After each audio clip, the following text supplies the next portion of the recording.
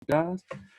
Vamos a dar inicio a la 10ª sesión de este curso, Diálogos de Ciencia, Política y Sociedad, un curso organizado por estudiantes de la Universidad de Chile, apoyados por la Federación de Estudiantes y su Secretaría de Ciencia y Conocimiento. En esta sesión, denominada Litio, Perspectiva Científico-Tecnológica, Socioambiental y Económica, se abordará de forma interdisciplinaria la discusión sobre el litio, metal cuyas propiedades físico-químicas podrían sustentar el desarrollo de múltiples aplicaciones de carácter tecnológico, como baterías, automóviles, entre otros, propiciando la generación de capacidades científicas locales, alianzas estratégicas e incluso un proceso de industrialización en Chile. Esta posibilidad está atravesada también por otras dimensiones. Por un lado, la dimensión social y ecológica de los salares del norte de nuestro país, cuyas comunidades y entornos podrían sufrir los impactos de la explotación de este metal. Por otro lado, también está la dimensión económica, que implica pensar en los impactos en el mercado internacional del litio y en la conformación de nuevas relaciones comerciales que beneficien a nuestro país, incluso la implementación de una empresa nacional del litio. Para abordar todas estas ideas, hoy contaremos con la participación del doctor Gonzalo Gutiérrez, la doctora Bárbara Jerez y el doctor Hassan Akram. Entonces, el doctor Gonzalo Gutiérrez es licenciado en Física de la Universidad de Chile, es doctor en Física de la Pontificia Universidad Católica de Chile, y actualmente es académico del Departamento de Física de la Facultad de Ciencias de la Universidad de Chile. En tanto, Bárbara, o la doctora Bárbara Jerez, es licenciada en Trabajo Social de la Universidad Tecnológica Metropolitana, doctora en Estudios Latinoamericanos de la Universidad Nacional Autónoma de México, y actualmente se desempeña como investigadora y también es miembro del Observatorio Plurinacional de Salares Andino, o OPSAL. Finalmente, el doctor Hassan Akram estudió el pregrado en Ciencias Políticas y Sociales de la Universidad de Cambridge. Es también doctor en Ciencias Sociales y Políticas de la misma universidad y actualmente se desempeña como profesor de Políticas Públicas en la Universidad Diego Portales. Como hemos estipulado para todas nuestras sesiones, cada invitado cuenta con un tiempo de 15 a 20 minutos para realizar su exposición. Se dará inicio a la ronda de preguntas una vez terminadas todas las exposiciones de nuestros invitados. La dinámica y orden para realizar las preguntas será mediante la herramienta de levantar la mano de Zoom, por lo cual cada estudiante efectuará por sí mismo las preguntas.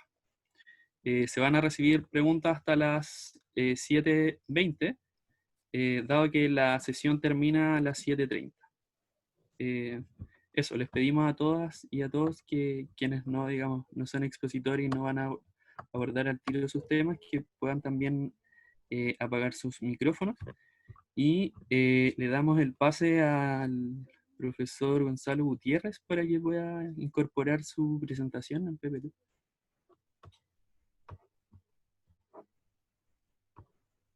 Bien, gracias. Empiezo yo, Jorge. Sí.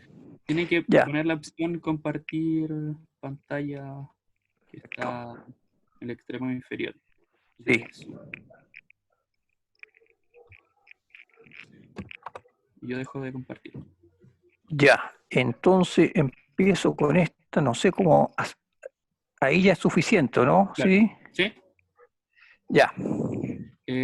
Puedes poner arriba, está el presentar, está el icono en el extremo superior izquierdo. Extremo superior izquierdo está. Ah, ¿se puede poner como en pantalla completa aquí también? Exacto. Sí. Ya. Vamos a hacerlo. Extremo superior izquierdo, ¿no? A mí me aparece allí, pero es un... Sí, ya. Acá está el símbolo play. Sí, de presentar, sí. Espera,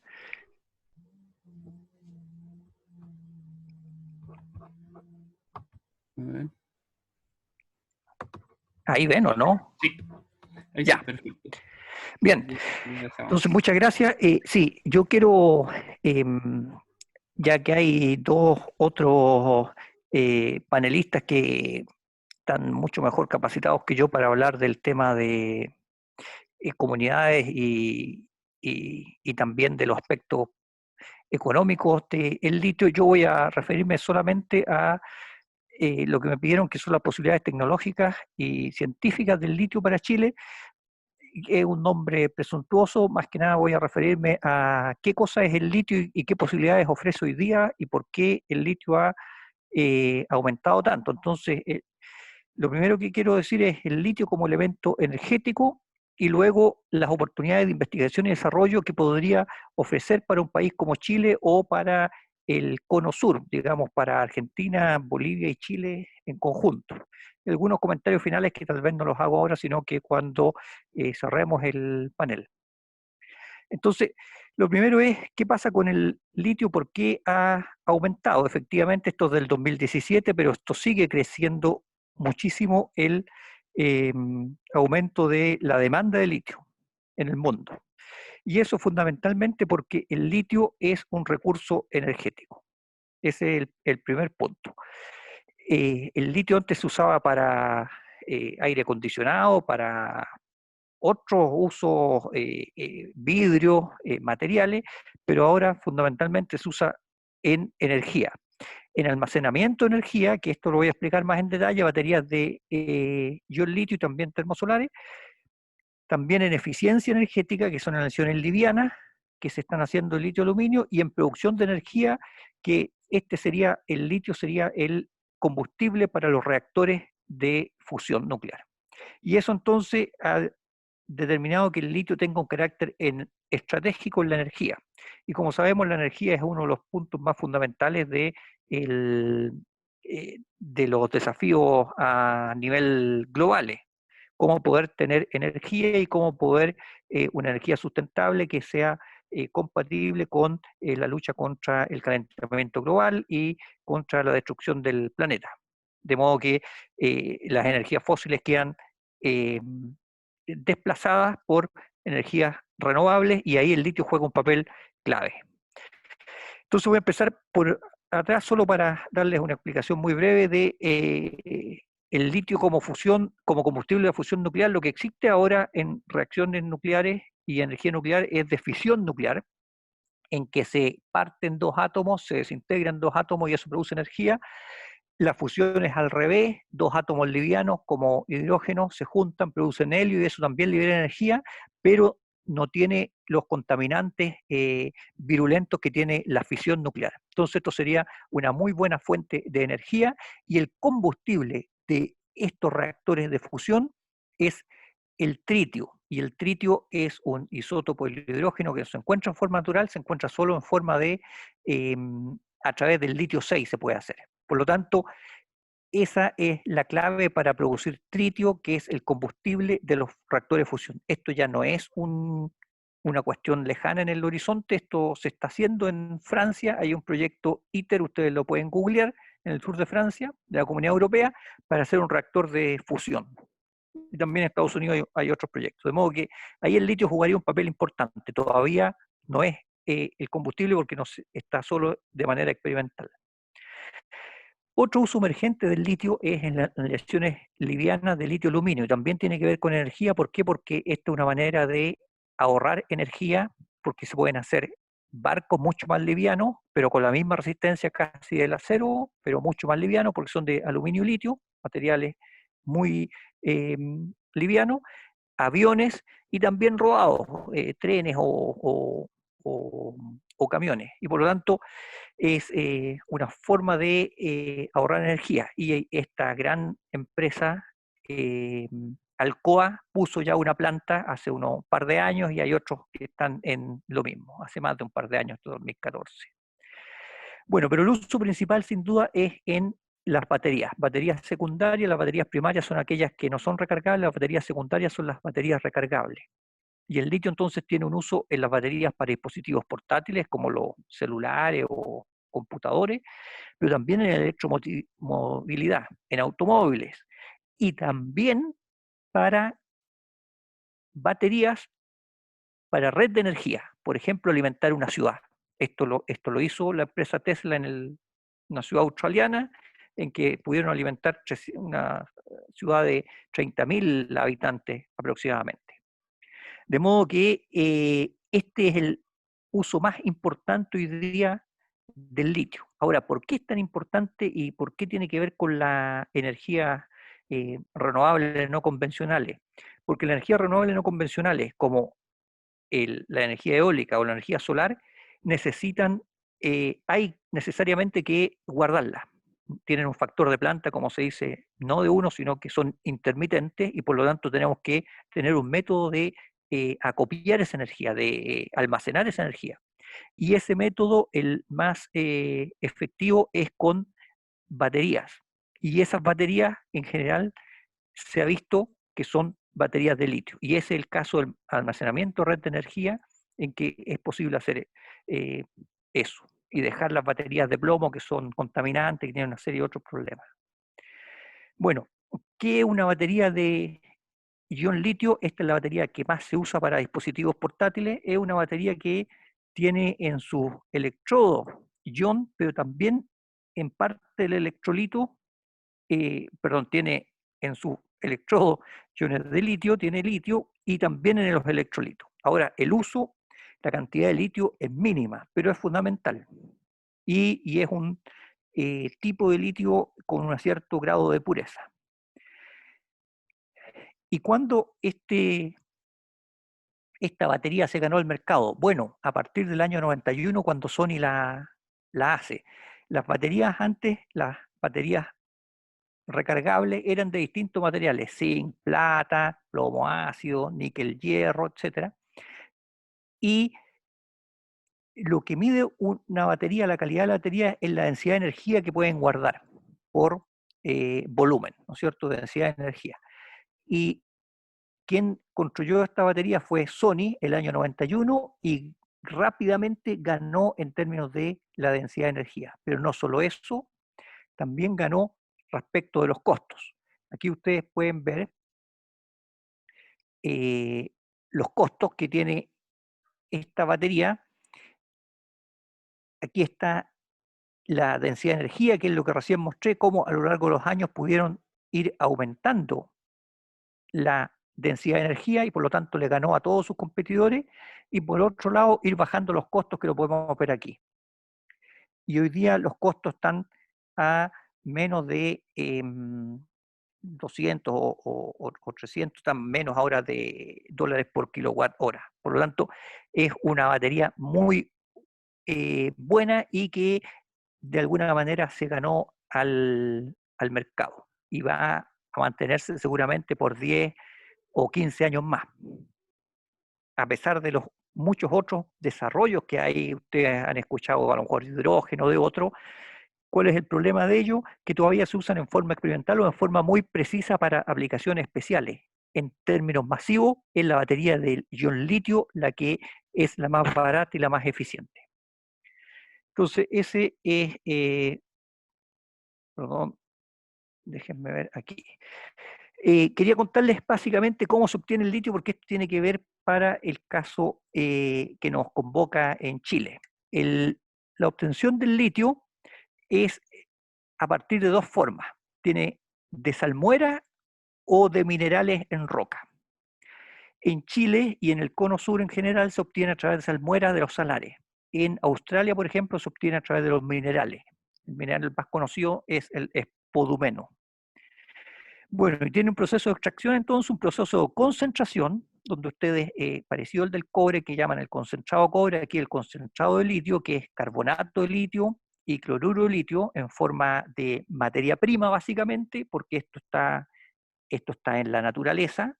Una vez que ustedes lo sacan de la naturaleza, esta es la materia prima, y el purificado o los químicos del litio ya más elaborados, que son que tienen que haber plantas especiales para esto, hidróxido de litio, litio metálico y otros derivados. Más ya este valor agregado, esta parte de aquí. ¿De acuerdo? ¿Cuáles son? Entonces, esos son elementos básicos en la producción de baterías. ¿Y qué contiene la producción de baterías si es que uno lo viera como un proceso de valor, de agregación de valor? Bueno, hay baterías que ocupan carbonato de litio y hidróxido de litio, esta es la materia prima. El carbonato de litio se purifica para grado batería. Hay que producir, por ejemplo, fluoruro de litio, fósforo de litio, y con esto pueden producir el electrolito. Con un tipo de carbonato de litio pueden producir los ánodos y también los cátodos. Y aquí es donde ya empieza el asunto interesante, porque, por ejemplo, para los cátodos necesitan también otros materiales y se produce entonces lo que llaman los economistas un encadenamiento productivo, porque necesitan cobalto. En Chile hay cobalto. Está sin explotarse, pero hay cobalteras de los años 40, 50, que uno podría decir, bueno, si explotamos el litio grado batería para hacer cátodo, entonces tenemos que hacer explotación del cobalto también, y por lo tanto se produce un encadenamiento productivo interesante. Y después, esto se hacen celdas con ello, el empaquetamiento y ya la batería final y el automóvil. Esa es más o menos la cadena de producción. Nosotros en esta cadena de producción estamos aquí, desgraciadamente. Nada más, no se hace nada más, salvo algunos químicos que uno podría decir por aquí.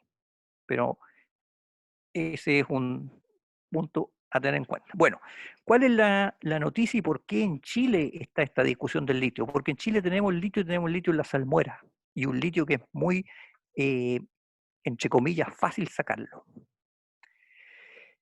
Lo que voy a hablar de ahora, y precisamente porque tenemos litio, porque el litio empezó a crecer en su demanda, la presidenta Bachelet el año 2014 creó una Comisión Nacional del Litio para que estudiara las posibilidades de desarrollo técnico, pero también cuál era el marco jurídico y cuáles son las posibilidades económicas del litio y qué conviene hacer con los salares, porque estos salares se tienen arrendados dos empresas que seguramente van a hablar los otros panelistas sobre ello, y dos empresas que son privadas, a pesar de que el litio tiene un estatus jurídico que es estratégico para el país, porque no se le tenía esa importancia el litio, pero una vez que se vio la importancia, se vio la necesidad de qué hacer con el litio, y se creó esta comisión. Me tocó participar ahí, y allí se hicieron estudios bastante profundos y se hizo una proposición de qué hacer con el litio para el encadenamiento productivo.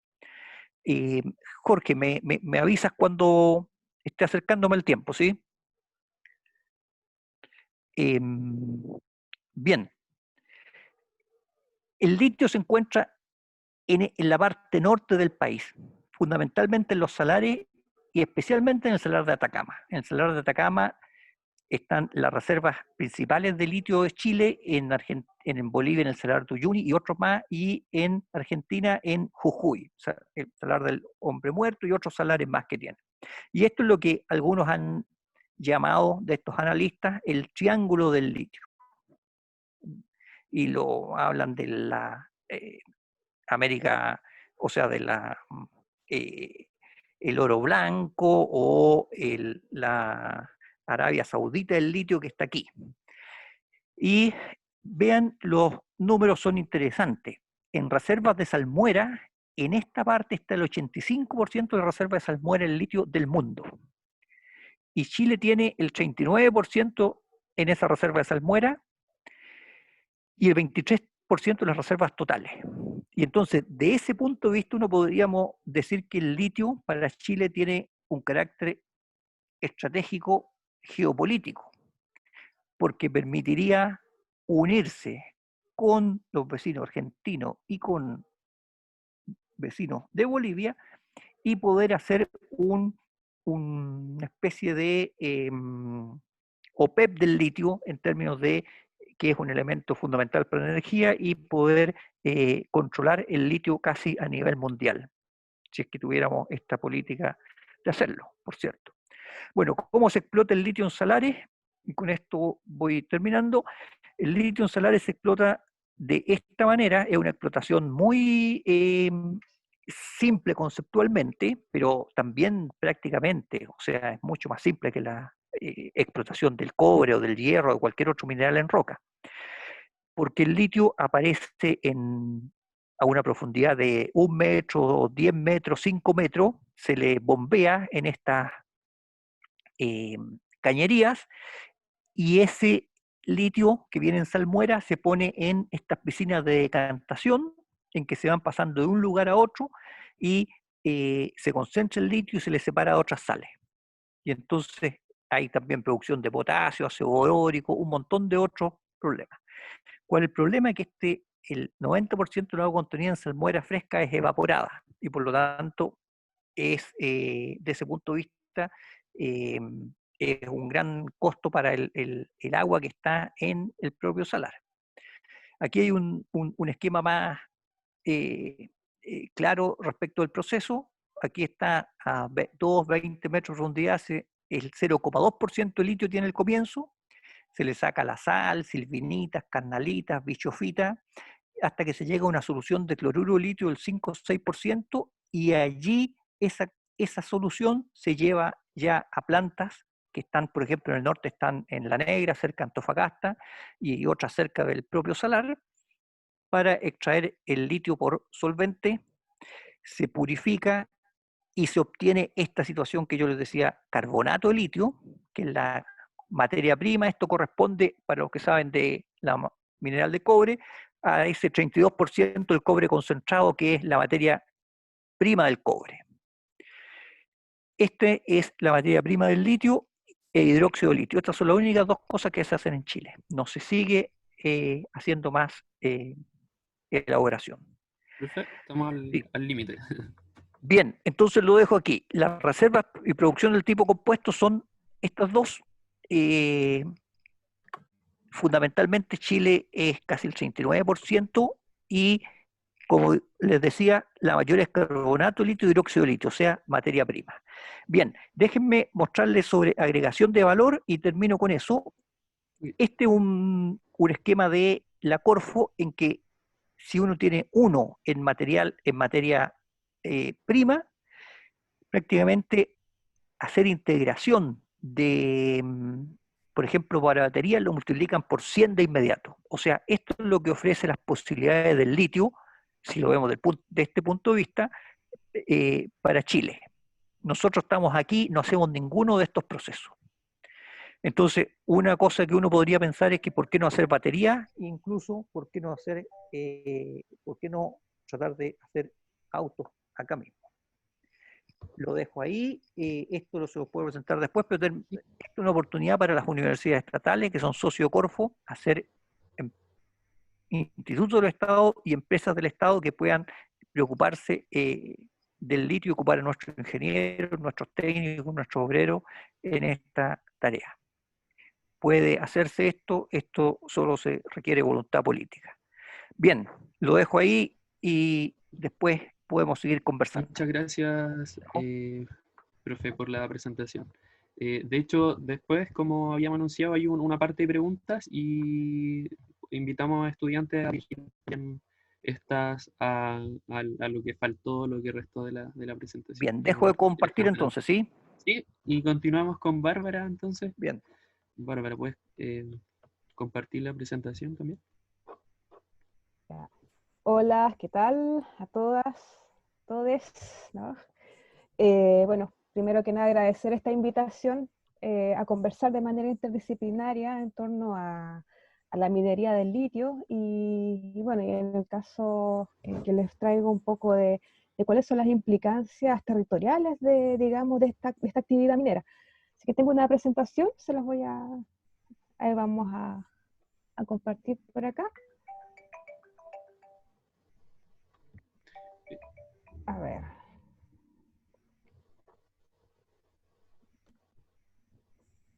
¿Ahí se ve? Sí. Ya, a ver, También hay que vamos a ponerlo ampliar en la modo pantalla presentación. completa. Sí.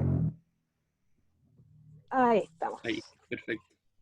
Bueno, yo pertenezco a una organización que se llama Observatorio Plurinacional de Salares Andinos, donde nos juntamos investigadores y también dirigentes de comunidades indígenas y organizaciones ONG ambientales que estamos preocupados por justamente por las implicancias socioambientales y también culturales que está significando el avance tanto de la minería del litio como también de otro tipo de minerías en los salares de Argentina, de Bolivia y de Chile, ¿no? Yo soy doctora en estudios latinoamericanos y este trabajo aquí que les voy a presentar es como intentar una mirada de las ciencias sociales, ¿no? De toda la conflictividad que está trayendo el avance minero del litio, ¿no? Así que por eso este trabajo se llama El extractivismo del litio e injusticia ambiental en el salar de Atacama, que es el salar que está en el lado chileno donde se explota este mineral, desigualdades territoriales para la transición energética verde del norte global. ¿Ya? Aquí un pequeño esquemita que resume un poco por qué hoy día estamos hablando de litio y qué es lo que pasa, que hay que entender esto de manera global. En primer lugar, que hay un agotamiento de los territorios, de los ecosistemas y de sus bienes naturales, ¿no? Eso pasa a nivel mundial. Entonces hay muchas zonas de sacrificio, hay crisis socioambientales y eso agravado por el cambio climático y el agotamiento global. Entonces, en esa perspectiva, a partir de muchas discusiones a nivel internacional, sobre todo los acuerdos de París, los acuerdos de desarrollo sostenible de Naciones Unidas y, digamos, otras instancias más, se han planteado algunos paradigmas, ¿no? Como economía verde o capitalismo verde, ¿no? Para buscar una solución acomodada al neoliberalismo, pero con un disfraz verde, ¿no? O sea, entonces, eso produce mercancías verdes y una de esas mercancías tiene que ver con la electromovilidad, que son los autos eléctricos, ¿no? Que más que dejar de explotar intensivamente materias primas, construye un reemplazo tecnológico para dejar de producir carbono para las ciudades, pero genera nuevos extractivismos en los territorios, porque estas transiciones energéticas requieren mucho más litio, mucho más cobre, incluso 4 veces más cobre que las baterías de autos tradicionales, mucho más demanda de tierras raras, que son algunos minerales emergentes, y también cobalto, que el cobalto está muy asociado ahí lo mencionaba Gonzalo, que aprovecho de saludarte. ¿Y qué es lo que sucede? Que también todos estos minerales, en los lugares que se están explotando, hay constantes conflictos socioambientales. ¿Por qué? Porque esas comunidades se están agotando ambientalmente por estas extracciones y la mayor parte de ellas son comunidades campesinas, son indígenas, y en el caso del cobalto, que donde más se explota es en el Congo, en África, donde hay mucha esclavitud infantil, hay mucha prostitución y hay mucha degradación ambiental asociada justamente digamos, a este nuevo boom digamos, o sea, de tecnologías verdes, ¿no? Entonces, la huella ecológica que tienen los territorios donde se extrae es muy grande, entonces de ahí repensar todas estas transiciones energéticas son realmente verdes, hay territorios que están convirtiéndose en nuevas zonas de sacrificio. Entonces, esa, digamos, es una pregunta disparadora para compartir digamos, lo que está pasando en el sol de Atacama. Bueno, brevemente, el litio, como ya mencionaba Gonzalo, es un mineral que es el más blando de los metales, ¿ya? Existen, bueno, rocas pegmatitas y también en los salares, que es lo que nos estamos concentrando nosotros, ¿ya? Y el cono sur es el lugar donde hay más concentración de litio en salmueras, pero también es donde se están concentrando muchos conflictos socioambientales por esta extracción, ¿no? Aquí un poco la demanda de litio. Con esto quiero mostrar un poco las transformaciones que ha tenido este mineral, ¿no? Porque el año 98 se usaba principalmente para vidrios y cerámicas y no era un mineral tan deseado como ahora, pero si lo miramos al 2020, son las baterías quienes lideran digamos, el uso de litio, ¿no? Que nada menos alcanza un 65%. ¿No? Mientras que si miramos el año 98, el uso de las baterías era solo un 7%, ¿no?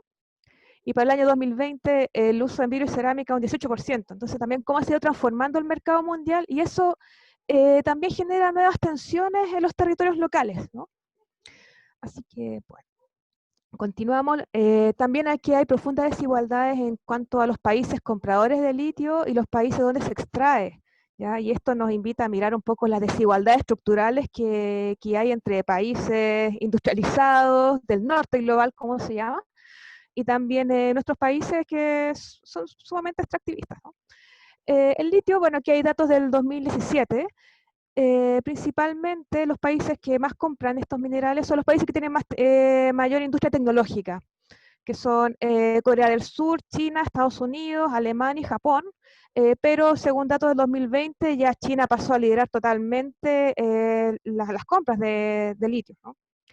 Y ahora los países donde se extrae el carbonato de litio, el hidróxido de litio, principalmente es Australia, que ahí ustedes pueden ver con un 40%, Chile viene después con un 33%, después le sigue Argentina con un 16%, después sigue China con un 6%. Y China es curioso porque es un país como que a la vez compra y vende litio, ¿no? Y tiene toda la cadena productiva concentrada y además tiene inversiones en casi todos los países donde proviene el litio. Entonces igual hay que tener mucho cuidado porque es un mercado que es muy monopólico el mercado del litio, o sea, como que hay pocas empresas, es un mercado de los compradores también tan concentrados y están aliados con digamos, con las mineras. O sea, en este caso las empresas automotrices, las empresas tecnológicas, tienen una relación muy estrecha. Entonces es un mercado mucho más controlado que en otro tipo de minerales.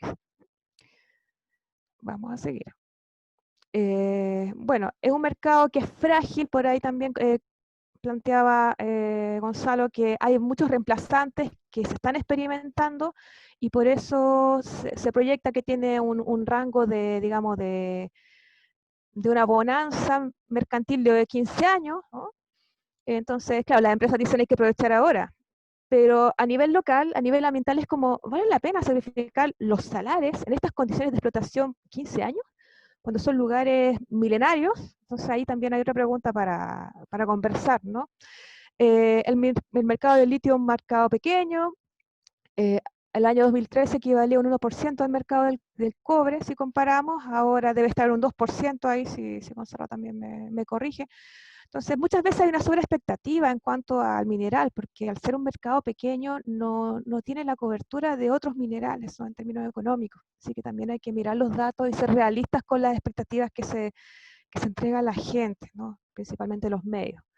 Bueno, también aquí mostrarle un poco esta idea del triángulo del litio. Más bien nosotros la planteamos como una nueva mercancía, porque los territorios cuando se les quiere explotar, se les empieza a bautizar con nombres del mineral que se quiere extraer de ahí, ¿no? Y con eso también crear nuevas identidades locales para que la gente acepte los impactos socioambientales y también acepte las transformaciones culturales y económicas que traen estos extractivismos, y que al final las consecuencias quedan muy a nivel local y los beneficios se terminan yendo, ¿no? Entonces a nosotros nos preocupa más bien que se bautice estos lugares así cuando son salares altoandinos, cuando son territorios indígenas, y bueno, también mirar esa parte. En Chile, si bien la extracción está concentrada en el salar de Atacama, una de las más importantes a nivel mundial, actualmente se avanza también en otros lugares, como el salar de Maricunga, que ya hay conflictos ahí por las exploraciones que hay para sacar litio. Ahí hay empresas como Codelco, TSQM, bueno, está esta minera Cerro Blanco, creo que se llama. Y hay varias más que están explorando también ese lugar. Y también en la región de Atacama está el salar de Coipasa, el salar de Ascotán, y también las comunidades atacameñas de esos lugares, y también son comunidades aymaras, están preocupadas, ¿no? Ven en peligro el agua de sus territorios, ¿no? Entonces, en ese contexto hay una fuerte presión por los salares, ¿no? Porque hay una importante reserva de litio en sus salmueras, ¿no? Entonces hay una hiperexplotación y un consumo desenfrenado de bienes naturales asociados a estas transformaciones energéticas, ¿no? Entonces, donde hoy día el litio y otros minerales son importantes. Pero eso genera múltiples impactos sociales, económicos y ambientales, ¿no? Que son también un campo de contradicciones sociales y no solo sociales, sino que también estructurales, ¿no? Económicas, ecológicas, ¿no? Que suelen ocultarse y solamente mostrar los beneficios económicos externos, ¿no? De estas extracciones, ¿no? Entonces, nosotros creemos que es importante comprender la complejidad y la amplitud de lo que le significa el avance del litio sobre los salares, ¿no? Para contribuir a un debate democrático, interdisciplinario, un debate público, ¿no? Y que con esa completud poder debatir sobre lo que realmente queremos, ¿no? Entonces, el Salar de Atacama pertenece a la comuna de San Pedro, que es un territorio indígena atacameño, Licanantay, ellos se autodenominan, hace más de 12.000 años que ellos habitan en este lugar y hay actualmente 18 comunidades. Este lugar también es hay una reserva nacional que se llama Los Flamencos, es un humedal reconocido internacionalmente como un sitio Ramsar, ¿ya? El sistema hidrológico Solcor. También es uno de los destinos turísticos más importantes de Chile, que compite ahí con la minería, ¿no? Tanto de litio como de cobre que hay en este lugar, ¿no? Es un territorio súper explotado por 4 mineras. Ahí está no solamente las mineras de litio, como les decía, también está Minera Saldívar, Minera Escondida, Albemarle y SQM de litio. Entonces es un lugar que está con un riesgo ambiental muy grave, ¿no? Y además hay nuevas exploraciones de estos dos minerales, ¿no? Es un territorio con constantes conflictos socioambientales y sus ecosistemas están con un deterioro creciente y hay un agotamiento hídrico incluso reconocido por el Estado. O sea, hay ríos que están agotados, el salar tiene una recarga muy inferior a lo que se explota, entonces creo que eso también nos hace tambalear qué tan verdes son estas transiciones de la electromovilidad, ¿no? Bueno, aquí algunas imágenes del Salar de Atacama, ¿no? Es un sistema vivo, hay mucha flora y fauna, el sistema de aguas que hay subterráneos y también las aguas superficiales muy complejo. El Estado lo ha estudiado parcialmente, pero falta profundizar investigaciones para conocer este lugar, ¿ya? Porque mientras se autorizan extracciones mineras no se conoce realmente cuáles son las implicancias ni la gran complejidad de la dinámica hídrica del salar, ¿no? Bueno, estas son imágenes de algunos salares del lado argentino, donde también hay conflictos por la explotación de litio, y acá algunas imágenes de la fauna que hay en el salar, la comunidad de Peine que está arriba, una de las más afectadas, y también en la foto en este caso la izquierda, de un carnaval de las comunidades tacameñas en San Pedro. Entonces no son lugares vacíos, no son lugares donde no hay nada, sino que hay lugares, son lugares donde hay muchas culturas y hay muchos ecosistemas, ¿no? Bueno, ya Gonzalo le explicó un poco la extracción de salmuera, que es el gran problema, porque extrae millones de litros de agua diarios y que además la ley no reconoce como agua porque la salmuera es reconocida por la legislación como una propiedad minera y no como agua. Entonces, en cambio, algunos pozos que hay de algunos acuíferos de salar sí son considerados agua, pero la salmuera de por sí, que es la gran extracción, no se le reconoce ese carácter hídrico. Y entonces eso provoca de que no haya una preocupación realmente de cuáles son las fugas de agua y el territorio se está secando, ¿no? Aquí hay algunos impactos socioambientales, esto muy resumidamente. Como les decía, agravamiento de la crisis hídrica que hay en el salar, una sobreexplotación indiscriminada de las aguas dulces y las salmueras, ¿no? Y como les decía también, una sobreexplotación sobre el 20% de la capacidad de regeneración hídrica del salar, ¿no? Y eso lo reconoció el Comité de Minería No Metálica, que hizo algunos estudios, entonces esto es información del Estado, no es información, digamos, particular. También se ha afectado la flora y fauna endémica del salar, o sea, también por estas explotaciones han disminuido algunos bosques de tamarugo, están disminuidos los flamencos que hay en las lagunas de los salares, disminución de vegas y todo eso digamos, lo documentó la Superintendencia de Medio Ambiente y hubo sanciones que están pendientes con SQM, ¿ya? También han disminuido las aguas para la agricultura, el pastoreo andino, y bueno, y también se entregan derechos de agua y su utilización por sobre la capacidad de recarga del salar, ya les mencionaba. Hubo ríos que se declararon agotados por la DGA, como el río Vilana y San Pedro, que alimentan el salar, ¿ya? Y bueno, se desconoce el impacto de la inyección de salmuera. Bueno, aquí hay un tema también más técnico, pero que es súper importante. Las plantas que procesan la salmuera en Antofagasta tienen que devolverla al salar. Y eso no hay una claridad sobre cuál es el impacto de esa reinyección de salmuera. Y conversando con algunos dirigentes sindicales de esas plantas, me decían que estaban sumamente contaminadas con boro. Entonces ahí hay un misterio, ¿no? Y ese misterio pone un riesgo ambiental en el territorio. Y bueno, también hay una división en las comunidades, hay aumento de conflictos en ellas, porque las empresas tienen política de responsabilidad social empresaria y que intervienen en las comunidades. Hay algunos convenios que ha firmado Albemarle con las comunidades indígenas, pero eso también ha provocado una mercantilización de las relaciones de las comunidades, ¿no? Entonces hay constantes conflictos, y también hay un desincentivo en la vida agrícola local y en la vida ancestral. Entonces ese cueme también ha generado también ese desarraigo indígena, ¿no? Bueno, documentado a nivel nacional la corrupción de las autoridades que hay por los escándalos de SQM, sobre todo al Poder Ejecutivo, al Poder Legislativo. Y bueno, lo que les decía al principio, el no reconocimiento de la complejidad hídrica del Salar de Atacama. O sea, que la salmuera se reconozca también como su dimensión hídrica y no solo como una propiedad minera, porque ahí hay agua también, ¿no? Y finalmente, escombros y contaminación en el salar por la actividad minera de litio, o sea, también todas estas bombas que sacan en la salmuera, bueno, dejan unos chorros con diésel, hay escombros que no están bien tratados, y entonces eso también no hay una claridad de lo que está pasando. Así que bueno, me voy a saltar acá un poco la parte legal. Bueno, es un escenario de constantes conflictos entre las empresas y las comunidades atacameñas, principalmente con SQM. Hay un convenio con Albemarle, que es la otra empresa que explota, y bueno, y hay constantes conflictos, tanto entre las comunidades, internamente y externamente, y también las comunidades, dentro de esos conflictos también hay una resistencia y una oposición a ampliar las cuotas de extracción de SQM, que ha tratado, bueno, que firmó un nuevo convenio con Corfo, que es quien tiene la propiedad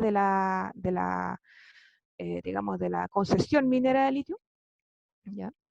Entonces las comunidades han hecho muchas movilizaciones al respecto, ¿no? Y también eso se amplía a otros lugares donde también las comunidades se están empezando a movilizar, Maricunga, Pedernales, Coipasa, etc. Y en este contexto también surgen nuevos actores y organizaciones locales que buscan proteger la cuenca del Salar, las aguas, también promover la agricultura ecológica, los saberes andinos, las tradiciones ancestrales, ¿no? Aquí algunas imágenes de algunas movilizaciones que hubo en contra de la firma del convenio entre Corfo y SQM en el 2018, ¿no? Principalmente por no consulta indígena y por el agotamiento hídrico del salar. O sea, hubo algunas tomas de carretera, ahí ustedes pueden ver. Hay una imagen de una huelga de hambre que hicieron dirigentes del Consejo de Pueblos Atacameños, ¿ya? Y bueno, al final eso no tuvo mucho éxito, ¿no? Aquí algunas imágenes. ¿Queda ¿Sí? lo último? Estamos Ya, ya al límite del tiempo. vamos cerrando. Gracias. Bueno, algunas imágenes de Argentina también, que no es algo que esté solamente sucediendo en Chile. Acá hay un letrero que nos parece muy simbólico, que dice: nosotros no comemos baterías, se llevan el agua, se va la vida, dicen los collas atacameños de allá, ¿no? Y bueno, ellos hicieron un protocolo para que el Estado los consulte a ellos según su uso y costumbre indígena, antes de cualquier intervención minera en su territorio, ¿no? Y bueno, y también esto se los quiero mostrar porque hay muchas diferencias entre cómo se ve el problema del litio en Santiago, se lo digo como santiaguina también que soy, y cómo se ve desde el Salar de Atacama. Porque cuando se firmó este convenio entre Corfo y SQM en 2018, en Santiago se decía, bueno, litio para Chile, por una industria estatal, que el litio es nuestro. En el Salar de Atacama la gente estaba reclamando porque el salar se está muriendo. O sea, para la gente no era tema nacionalizar o no nacionalizar, sino que el territorio sobreviviera. Dicen, nunca reconoceremos el valor del agua hasta que el salar esté seco. Entonces, había un rechazo a ese convenio por razones más territoriales, y a veces eso nos coloca en una situación de mucho centralismo para ver la explotación de un mineral. Así que bueno, vamos a ir cerrando con esto, o más bien abriendo, porque es un debate súper complejo. Aquí hay un lado oscuro de las transiciones energéticas verdes, ¿no? Esto de la electromovilidad para disminuir, digamos, la huella de carbono de las ciudades, principalmente europeas, norteamericanas, chinas, pero eso genera nuevo extractivismo, ¿no? Y entonces por ahí hay una frase que dice, cuando la solución es el problema, ¿no? Se necesita una política integral, interdisciplinaria de los salares, y a partir de esa política, que bueno, se intentó con lo que planteaba Gonzalo, con esta política que dejó la presidenta Bachelet, y que esa política subordine la explotación del litio, y no al revés, ¿no? Hay que ver los límites y las posibilidades ambientales de los salares y de todos los territorios para proyectar las explotaciones, ¿no? Pensar las economías nacionales desde sus diversidades locales, no solamente pensar en la gran escala, porque eso nos tiene al país agotado, ¿ya? El mercado del litio es frágil, por lo tanto es un espejismo frágil, ¿ya? Y esto de nacionalizar, sí o no, es un debate pendiente. Mirar la experiencia de Codelco y ENAP con sus horrores y también con sus ventajas, ¿no? Pero sentarnos a pensar de manera interdisciplinaria y descentralizada, donde los territorios tengan un rol fundamental en esto. Eso, muchas gracias. Muchas gracias, Bárbara. Muy interesante presentación. Hassan, ¿estás por ahí? Sí, perdón, yo no tengo una presentación, así yo estaba pensando más bien en Okay. conversar un poco al respecto. Sí, quería empezar, bueno, primero agradeciendo la instancia, la invitación, y gracias a los otros expositores por tan interesantes presentaciones. Yo quería empezar colgándome de un comentario que hizo la Bárbara acerca del tamaño del mercado de litio, ¿cierto? Que es un 2% más o menos del mercado de cobre. Y hay en la prensa cierta exageración acerca de la importancia del mineral. No, yo he visto también eso en la prensa más bien publicitaria, panfletaria, eso de litio como el cobre 2.0, y hay que dimensionar en términos económicos las diferencias. Creo que toda la exportación de litio en su valor total es similar a la exportación de nueces en Chile. ¿Ya? De ninguna forma reemplaza el cobre en ese sentido. Pero de todas formas, hay algo interesante ahí, porque el litio al final es un recurso natural, un mineral que se está exportando. Esa idea de tener otro recurso natural que reemplaza el cobre nos mantiene en la misma lógica de ser una economía que exporta recursos naturales, ¿ya? Y yo quería empezar con esa problemática, que esta idea de ser una economía monoexportadora que se basa en una matriz productiva que busca recursos naturales para la venta al extranjero y comprar de vuelta bienes manufacturados. De hecho, hay una buena pregunta que hacen los economistas ortodoxos. ¿Cuál es la diferencia entre exportar $1 millón en cobre o en litio y $1 millón en computadores? Es como el antiguo chiste, ¿no? La diferencia entre una tonelada de plumas y una tonelada de hierro. Pesan lo mismo, ¿cierto? Una tonelada. De la misma forma, $1 millón en valor monetario de computadores es lo mismo que $1 millón en valor de un mineral o un recurso natural. Pero hay una diferencia fundamental más allá de ese valor monetario en la venta en el momento uno, que tiene que ver con lo que los economistas llaman las externalidades positivas. Son externalidades porque son las relaciones externas al vendedor y al comprador, ¿ya? Que son efectos del vecindario, de los terceros. Cuando uno vende un recurso natural, pueden tener otras externalidades, como estaba hablando la Bárbara, de la contaminación de las zonas aledañas a la extracción. Pero al mismo tiempo no hay las externalidades positivas que exista con la venta, por ejemplo, de bienes manufacturados de mayor nivel tecnológico, ¿ya? Porque cuando uno vende un producto tecnológico, eso implica dos cosas. Que uno necesita trabajadores capacitados, ¿no? Con el capital humano, con el conocimiento, con la capacidad de innovación suficiente para la fabricación de esas cosas. Y también uno necesita una red de proveedores, de empresas pymes efectivamente, o proveedores a la empresa extractivista, que tienen también esa capacidad tecnológica, ¿ya? Y esa parte que lo que en la economía se llama aprender haciendo, ¿no? Que cuando uno llega a una complejidad tecnológica suficiente para poder hacer exportación de bienes de mayor complejidad, eso tiene un efecto en la economía en conjunto, que uno puede hablar de crecimiento, de crecimiento económico, aumento en el PIB per cápita, ¿ya? El tema es que los economistas venden mucho la importancia del crecimiento económico. El problema es que no todo el crecimiento económico es igual de bueno. Hay crecimiento económico que puede ser solamente porque uno está exportando recursos naturales, que no genera un crecimiento sustentable a largo plazo, ¿no? Eso es la historia de América Latina, de hecho, como vemos lo que está pasando hoy en día, no sé, en Venezuela, o lo que pasa en Arabia Saudita cuando sube el precio de petróleo, ya, entonces hay crecimiento. Pero cuando baja el precio de petróleo, esa economía deja de crecer. No tiene la base diversificada de la economía, de distintas actividades que permite que la economía siga creciendo a largo plazo, y con eso que los salarios de los trabajadores, o sea, de las familias, de las grandes mayorías, pueden seguir aumentando. ¿Ya? Porque al final en políticas públicas, cuando hablamos de crecimiento económico, ¿por qué es tan importante? Porque uno asume que con este crecimiento económico van a aumentar los salarios reales de las personas. Y con eso va a ser un poco más fácil para las familias llegar a fin de mes. Eso al final es el trabajo del economista y de políticas públicas.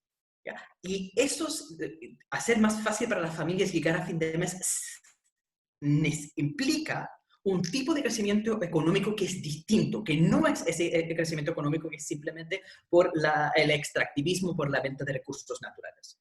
¿Ya? Por dos razones. Primero, porque si uno vende solamente recursos naturales, ¿ya? Antes se dice que esos recursos naturales iban a tener como reducciones a largo plazo en sus precios. Eso fue la antigua CEPAL argumentaba eso.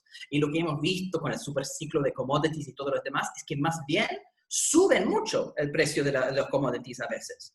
Pero eso no es una buena cosa tampoco, porque suben mucho, ¿ya? Y después bajan, esa alta volatilidad. Y eso sí está comprobadísima en la econometría, los estudios analíticos acerca de la volatilidad de los precios de recursos naturales. Son mayores que las volatilidades de bienes manufacturados. Y además, cuando uno tiene una economía con una canasta exportadora más limitada, el efecto de esa mayor volatilidad es mayor en las otras partes de la economía. Eso lo sabemos en la historia chilena, ¿cierto? Por lo que pasa cuando se comercializa las técnicas de salitre sintético. Y con eso, toda la historia, de hecho, del manejo de la economía chilena es post la crisis de salitre, cuando al final se colapsa la economía chilena, producto de una innovación en Europa. Cuando ocurren innovaciones, no sé, y es común, el ejemplo que yo doy siempre en mis clases es lo que pasa con Blockbuster. Bueno, ustedes son bien jóvenes, no sé cuántos se acuerdan de Blockbuster. Fue esa espantosa empresa donde uno iba para arrendar películas, ¿ya? Y cuando llegó Netflix, destruye con esa innovación social la empresa Blockbuster. Pero no por eso se genera una crisis económica en Estados Unidos, porque se cerró esa empresa. Porque en ningún momento Blockbuster fue 70% de la producción estadounidense, pero salitre fue 70% de las exportaciones chilenas. ¿Ya? Hoy en día el cobre es, dependiendo del precio, entre 60 y 70% de las exportaciones. Ese tipo de monoexportación de recursos naturales, ¿ya?, es un problema de política pública en sí. Si la meta de política pública, hoy en día hablamos mucho de los derechos sociales, y yo creo que es un buen comienzo hablar de cómo uno puede financiar responsablemente derechos sociales universales para la población. Una economía que se sustente en un crecimiento monoexportador no puede financiar responsablemente derechos sociales, no puede garantizar aumentos estables en los salarios reales de las familias. ¿Ya? Entonces se tiene que diversificar estas economías para escapar de esa volatilidad. Y eso lo han hecho varias economías. Sabemos que el modelo típico minero extractivista es que la minería funciona como un enclave. ¿Ya? Llega la transnacional extrae el recurso, pero contrata poca gente, poco mano de obra, además ocupa todo el capital, la maquinaria, el software, todas las cosas para la extracción de mineral comprado de afuera. Entonces, el efecto real positivo en la economía de ese extractivismo es muy bajo. Eso es y lo que hay que hacer entonces es la acción del Estado, porque si uno deja el mercado funcionando sin ningún tipo de intervención o regulación, lo que pasa entonces es que las transnacionales van a hacer lo que es lo más rentable posible a corto plazo. Y lo más rentable a corto plazo es simplemente extraer comprando de afuera. De hecho, si se piensan en la lógica del salitre, no es que los empresarios chilenos son tontos. Cuando ellos deciden que la cosa más rentable para ellos es extraer salitre y venderlo al extranjero, están haciendo la cosa que más utilidades las genera. Obvio. Si cualquier empresario, como individuo, decide no invertir en la extracción de salitre en Chile en los años 20, es un mal empresario y va a ganar menos. El problema es que la acción de un empresario como individuo, cuando lo hacen todo y uno termina con una economía concentrada en litio, eso es el clásico del dilema del prisionero, el problema de falacia de composición, que lo que puede hacer una sola persona cuando todo lo hace caer el sistema. ¿Ya? Entonces, cuando todos deciden extraer salitre, la economía termina en ese tipo de monoexportación y entonces colapsa con la crisis del litio, con el descubrimiento de salitre sintético. Lo que uno necesita es la acción del Estado, que puede actuar por encima de la competencia de los individuos, diciendo acá hay una necesidad que es solo nacional de una diversificación. Y esa diversificación como interés nacional por sobre los intereses particulares implica que vamos a, por ejemplo, poner un impuesto, sacar los recursos, la renta que se genera, una utilidad extra de las grandes transnacionales, y con eso generar otros tipos de actividad económica, una diversificación que se financia a través del Estado. Y por supuesto se hace en sociedades mixtas, en conjunto con las empresas privadas. No es que uno está hablando de estatizar toda la economía, sino que el Estado actúa para la diversificación del sector privado. En ese sentido, siempre hay críticas, tengo que mencionar eso, que no, si el Estado actúa de esa forma, crea empresas súper grandes, monopolios ineficientes. Hay una larga historia, que es muy cierto, de las empresas estatales latinoamericanos que no solo han sido, que pagan malos salarios, que además contaminan mucho y han sido muy ineficientes. Pero lo interesante, si uno compara en términos de políticas públicas la forma en que se han gobernado las empresas estatales en América Latina y cómo han apoyado el sector privado también, en comparación, por ejemplo, con lo que han hecho los asiáticos, los modelos estatales han funcionado súper bien en Asia, precisamente porque allá ponen requisitos de rendimiento donde el Estado les dice a los empresarios, estamos dispuestos a subsidiar, a entregar concesiones al sector privado, pero a cambio de unos aumentos en inversión, en mejor calidad para los trabajadores de entrenamiento, subir el nivel tecnológico, lo que se llaman los requisitos de rendimiento. Uno exige a los empresarios que reciben ayuda estatal requisitos de rendimiento en términos de exportación, en términos de inversión tecnológica, etcétera, etcétera. Se puede hacer y se ha hecho. El tema es que no se ha hecho en América Latina. Entonces, acá cuando hablamos del tema litio, perdón, es una larga introducción para llegar a ese punto, que fundamentalmente, cuando hablamos del problema litio, el tema no es simplemente hablar otra vez de la extracción de ese recurso natural, porque eso no va a resolver el problema fundamental que enfrenta la economía chilena en este momento, que es una desaceleración desde hace 15 años que está estancada la productividad laboral en Chile. No está creciendo y no va a volver a crecer la economía chilena como hacía en los años 90.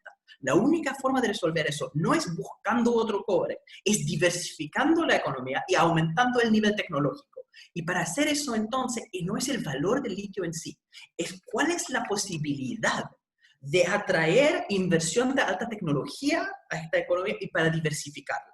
Ya, eso es donde yo pondría la pregunta fundamental sobre las políticas públicas sobre el litio. Ya, rápidamente entonces la historia del litio en Chile, donde se hace un problema, porque al final la ventaja que tenemos es que hay litio, como dijo muy bien Gonzalo. Acá hay litio, es una tremenda ventaja.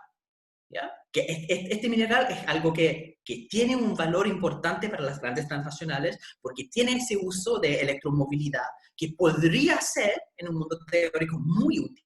Si uno piensa, por ejemplo, en términos de la gran emergencia medioambiental real que enfrentamos, es el desastre climático que ya estamos viviendo. Están subiendo los mares, están muriendo gente por inundaciones en Bangladesh y se está muriendo gente por sequía en Chile. Es un tema de mucha seriedad. Y si lo que queremos hacer es frenar el avance del cambio climático, Chile, como país entero, podría desaparecer mañana, podría dejar de producir todo, nos morimos todo, y el efecto en términos de cambio climático es cero, porque es un país súper chico y el efecto en emisiones es nada. La posibilidad de contribuir a una industria de electromovilidad que baja la contaminación de los autos que ocupan benzina, es una posibilidad de verdad de hacer un cambio en términos de política ambiental y enfrentar esa realidad por los territorios que están sufriendo los efectos de cambio climático y los que se están muriendo por esos efectos. La industria de electromovilidad posibilita una solución, pero depende otra vez de la forma en que el Estado regula eso. Y por supuesto que en Chile, como todo lo que menciona Bárbara, es muy cierto que el Estado no hace eso. De hecho, el SQM como empresa nace de las privatizaciones que se hacen en Chile 86-87, que son privatizaciones que hacen de una forma no transparente, donde se vende al yerno de Pinochet, así del dictador directamente, a precios de huevo. Así los cálculos varían, pero estamos hablando de un perjuicio fiscal de que se vendieron con un descuento de entre 27% y 69%.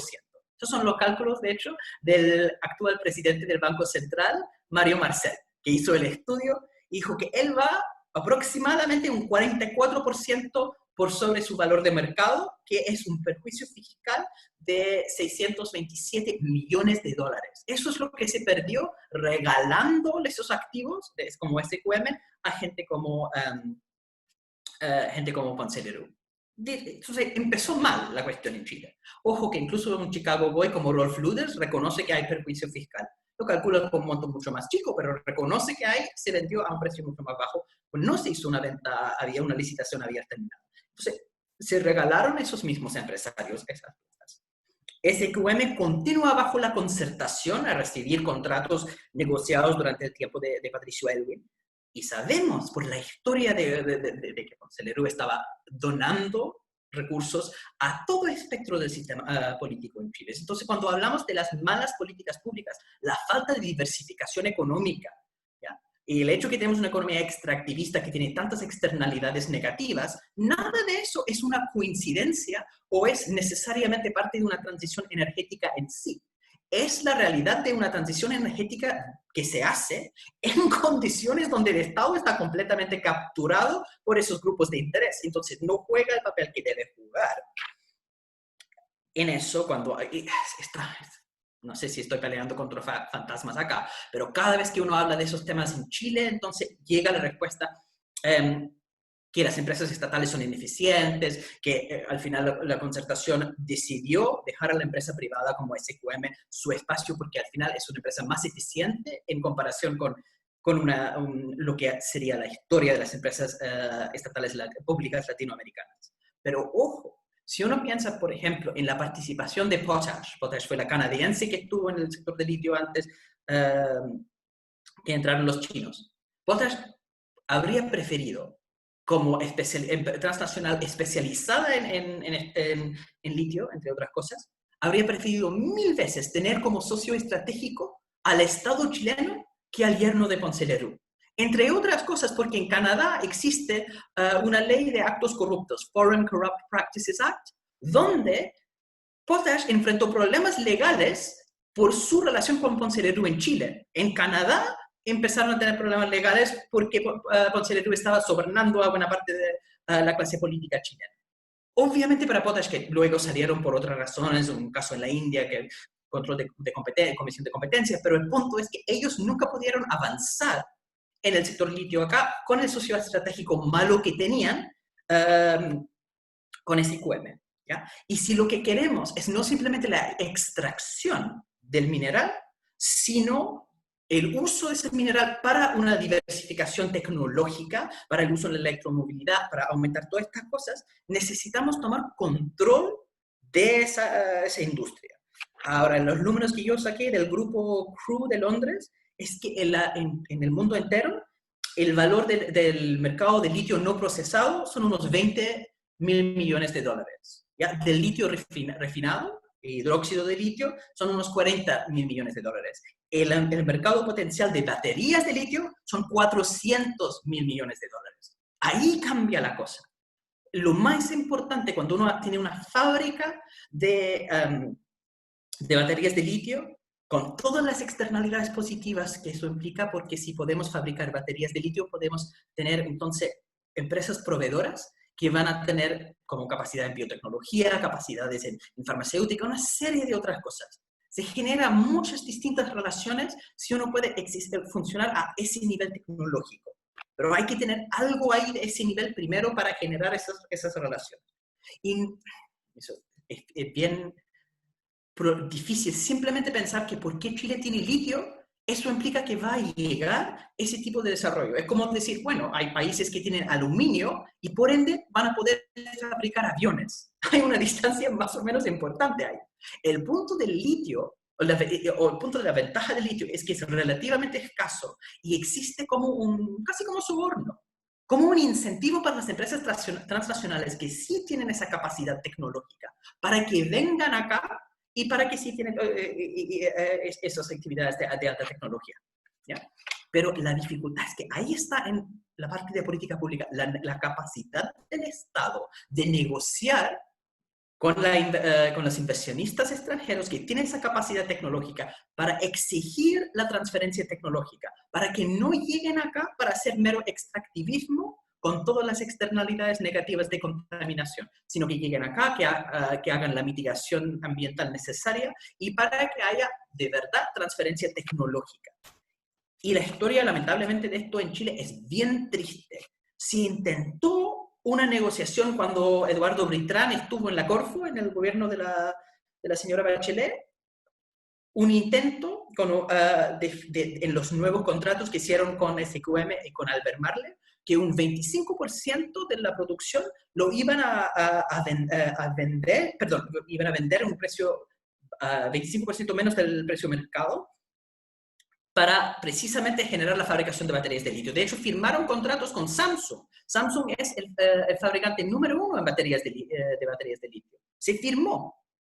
¿Qué pasó? Y Eduardo Britrán estaba diciendo, mira que lo hacemos mucho mejor que los bolivianos, que tienen una empresa estatal que están haciendo una actividad conjunto con los alemanes. Que ha sido bien difícil porque las condiciones climáticas del litio en Bolivia son mucho más complejos. Ya, entonces han tenido dificultades. En Chile es más fácil. Pero incluso teniendo la ventaja geográfica que tiene Chile, estamos en peor situación que los bolivianos, porque la actitud de la concertación de Britrán fue vamos a negociar con las transnacionales con esa actitud light touch que fue un desastre, porque ellos tenían lo que tenía que hacer Albemarle y luego SQM es entregar cierta cantidad de litio a un precio menor y pero de calidad igual. Los contratos, si uno va al problema jurídico, es primero no establecen el precio. Entonces todavía están peleando el precio que iban a entregar. Y la otra cosa es que Samsung quería, como mencionó Gonzalo, hidróxido de litio, ¿cierto? Y Albemarle dijeron, desde Albemarle dijeron, nosotros no tenemos hidróxido de litio en Chile, solamente en Australia y no estamos dispuestos a vender eso. Entonces se cayó el proyecto de Samsung por la incompetencia del Estado chileno con esta actitud ideológica que ellos tienen en contra de mayor intervención estatal. Esa es una historia... ¿Cuánto tiempo tengo? Perdón, ¿estoy bien? Ya límite, de hecho está... Ya, ok. Voy a terminar con una sola cosita. El cierre y vamos a pasar las preguntas que igual pueden abordar. Sí, perfecto. Hay una cosa que en 1967, ¿ya?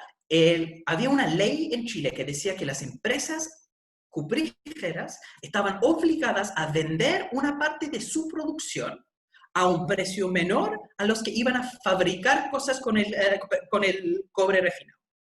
Entonces, esa ley existía. Y eso tenía como una absorción de aproximadamente 4%. La gente no usaba ese cobre porque no existían las empresas con las capacidades empresariales tecnológicas para usar ese cobre que estaba en precio más barato.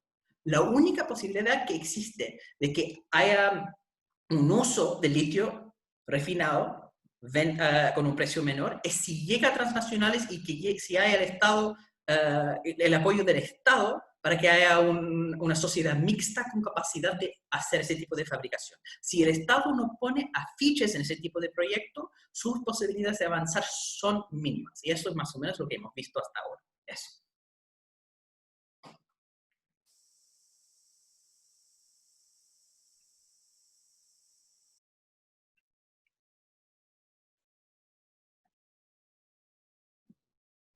Jota tiene el audio silenciado. Ya, decía que Catarina ahora va a encargarse de la ronda de preguntas. Sebastián igual creo que lo va a acompañar en eso. Así que eso, invitamos a todos quienes vayan a intervenir con preguntas a que utilicen la herramienta de levantar la mano y se les va a nombrar para hacer su intervención.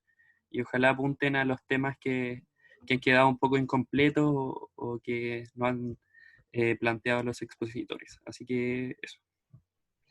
También recordar que quienes tengan problemas con su micrófono, que las escriban en el chat y nosotros se las leemos.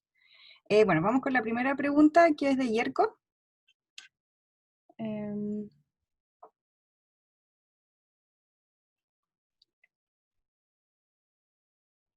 escuchan? Sí, ahí sí. Ya.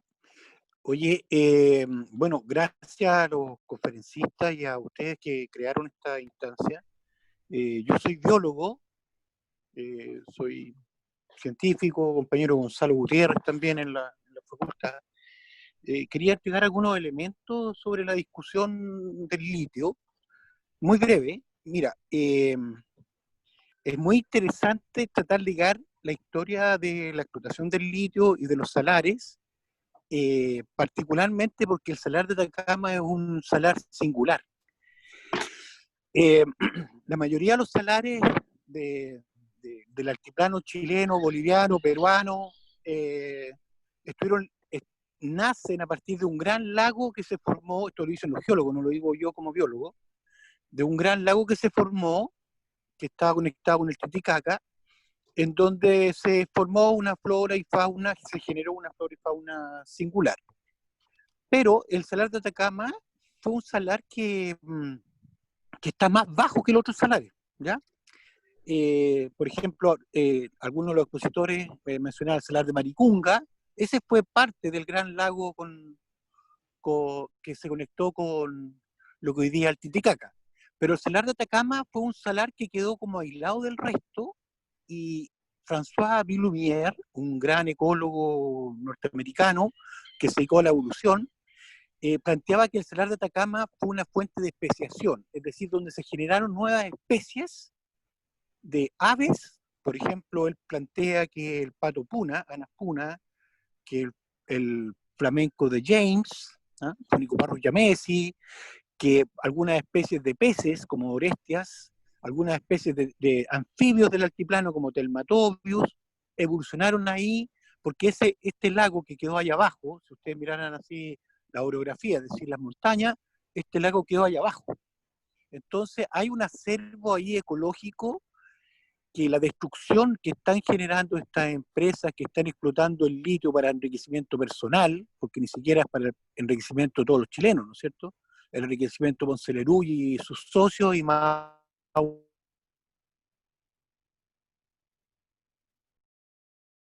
unos corruptos, que sigue siendo un fuerte de especiación de especies de flora, en este caso acuática, estoy hablando de diatomea, y también de microinvertebrados, de vertebrados como los peces, los anfibios que acabo de mencionar y las aves. Eso, solamente digo que la destrucción del salar de Atacama es la destrucción de un bastión de especiación que cuenta la historia evolutiva de esa zona de la región del mundo. Eso, nada más. Gracias. Muchas gracias. chicos, en honor al tiempo, recordarles, o sea, pedirles por favor que las preguntas sean bien acotadas y eso. Vamos con Juan José León.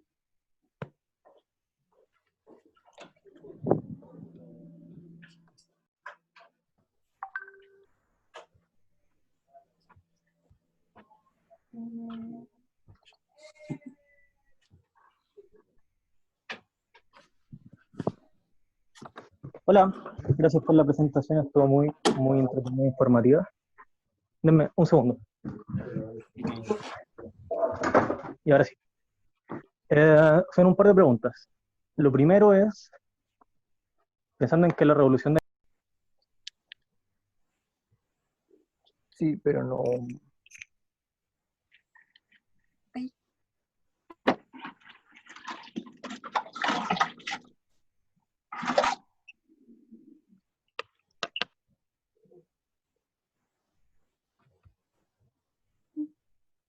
¿Qué pasa, Gonzalo, Hassan?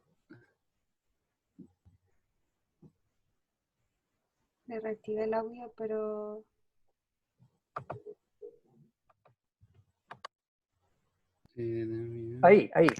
Ahí sí parece.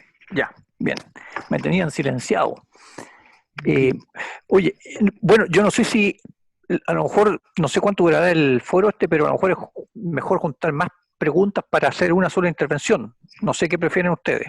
Es que al menos de las manos levantadas solo queda una, que es Loreto Payacar. No sé si...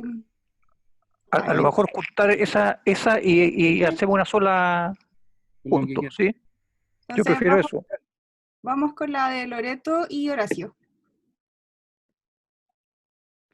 Hola, agradecer por las presentaciones a cada expositor y expositora. Mi pregunta igual va muy relacionada a la anterior, que si es posible llevar a cabo una industrialización del litio que sea sustentable con el medio ambiente y las comunidades, y si es una realidad que se puede lograr sin degradar los territorios, considerando el monopolio que existe con la explotación de los minerales y el modelo extractivista que impera en nuestro país. ¿Debería existir una intervención estatal? Esa es mi pregunta. Gracias.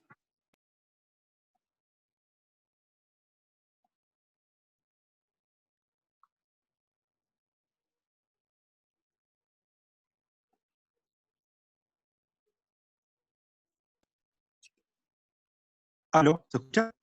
Sí. Ya. Bueno, de nuevo agradecer a ambos expositores, muy buenas exponencias, bien informativo todo y contrastando distintos puntos de vista para criticar todo. Una pregunta como para ambos, para un poco para ayudarnos a nosotros como futuros profesionales, ¿desde qué punto, desde qué acción nos aconsejarían como partir para trabajar el litio de la manera en que se debiera trabajar? Así porque con esto uno entiende de que hay puntos de vista bien importantes del lado ambiental y también tecnológico para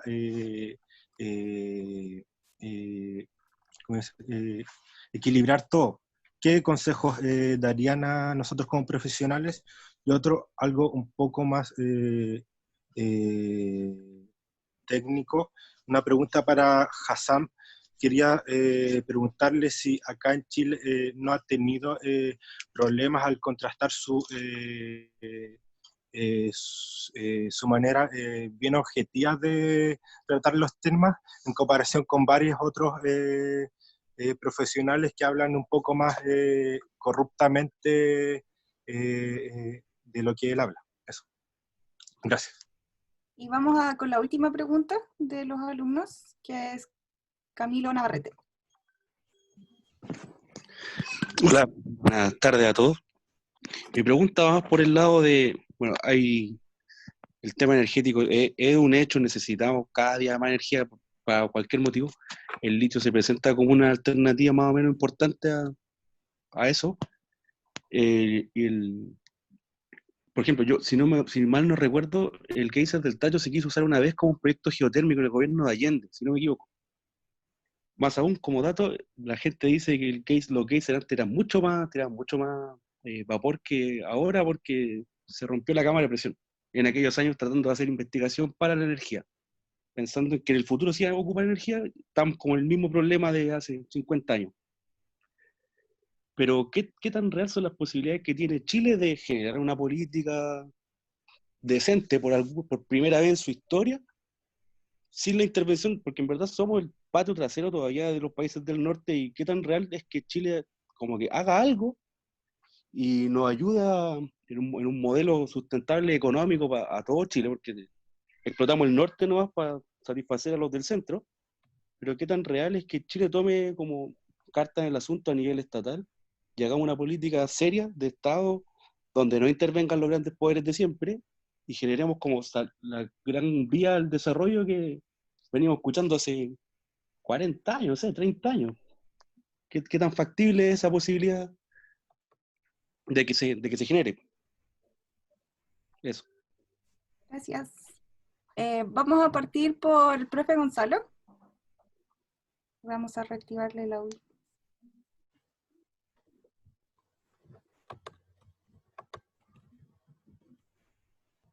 Bien, ahí.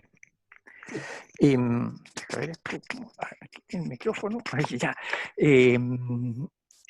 Oye, mira, quería empezar por el asunto de nacionalización y lo que decía Juan José y Loreto, si es posible llegar a una industria sustentable sobre el litio, y después este último tema que toma Camilo de que si es que podemos tener un proyecto de verdad de desarrollo soberano.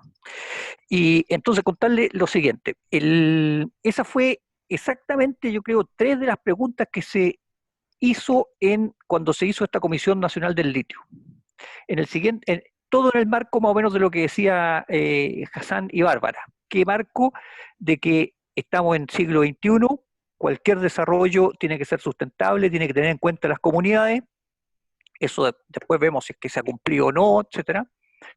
Y